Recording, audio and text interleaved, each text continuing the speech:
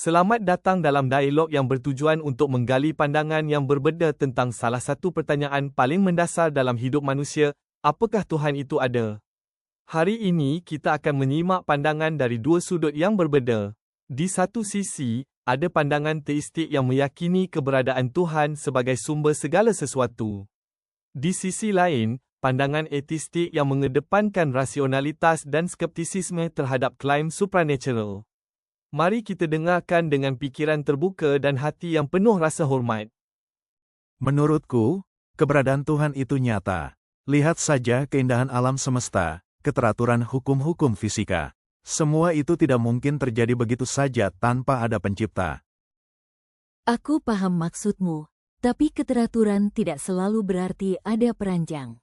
Hukum-hukum alam bisa dijelaskan lewat fisika dan matematika. Kita tidak perlu mengandaikan keberadaan makhluk supranatural untuk menjelaskan alam semesta. Tapi dari mana semua itu berasal?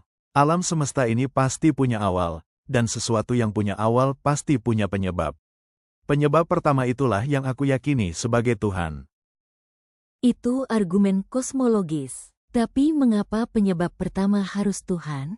Mengapa bukan sesuatu yang lain? Mungkin suatu kondisi kuantum yang tidak kita pahami sepenuhnya.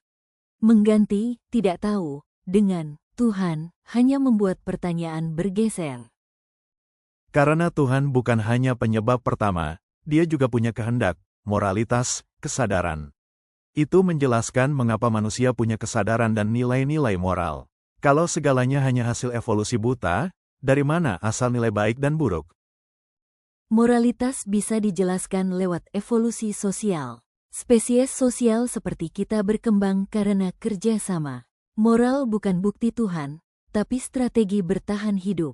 Kita punya empati karena seleksi alam, bukan karena diberi oleh Tuhan. Tapi banyak orang mengalami Tuhan secara personal, merasa disapa, diberi makna hidup. Apakah itu semua delusi? Pengalaman pribadi bisa sangat kuat, tapi juga bisa keliru. Orang dari agama yang berbeda punya pengalaman spiritual yang bertentangan.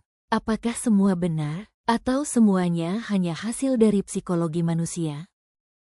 Mungkin benar bahwa pengalaman bisa keliru. Tapi apakah semua yang tidak bisa dibuktikan secara ilmiah harus dianggap tidak nyata? Bukankah sains juga punya batas? Tentu, sains punya batas. Tapi sejauh ini, itu satu-satunya alat paling andal untuk memahami realitas. Sampai ada bukti yang kuat, aku memilih bersikap skeptis terhadap klaim supernatural.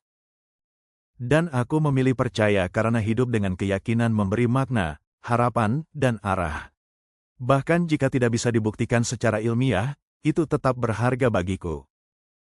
Dan aku menghargai itu. Selama keyakinan tidak memaksa atau merugikan orang lain, kita bisa berbeda pandangan tanpa harus bermusuhan.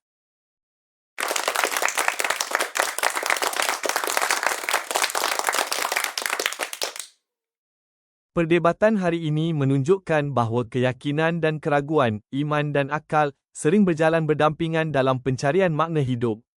Meski berbeza pendapat, kita bisa melihat bahawa di balik semua argumen ada keinginan yang sama, memahami kebenaran dan menjalani hidup dengan kejujuran hati. Semoga percakapan ini bukan akhir, tapi awal dari perenungan yang lebih dalam. Terima kasih atas perhatian dan keterbukaan anda semua.